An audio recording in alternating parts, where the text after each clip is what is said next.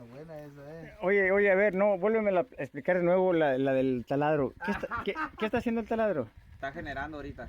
Está generando mi trabajo en el nivel 1. En el nivel 1.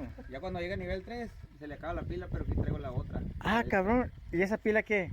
Es para el nivel 3. Pero ¿cómo se llama la pila? Es la de Wall. No, la Mike Tyson esa.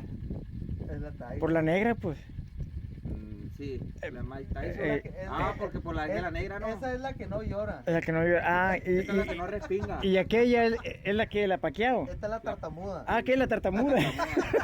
Esa sí respinga. La impacto. Ah, ¿No esa la sí. escucha cómo está tanto? Oye, Está impactando. Sí. está impactando ahí. Entonces nos tiene bien impactados a todos, ¿no? Es que me está relevando mi jale ahorita. Ah, ok. Y ella trabaja por ti. Ella está trabajando por mí, trabaja solo ese taladro. Cabrón. Entonces, ¿es buena esa marca, no? Es buena la marca Mike Tyson. Mike Tyson. Ah, ok. ¿Y 3 niveles tiene? 3 niveles. Este es la tercer nivel porque cuando llega la tercer nivel ya esa pila se la acaba.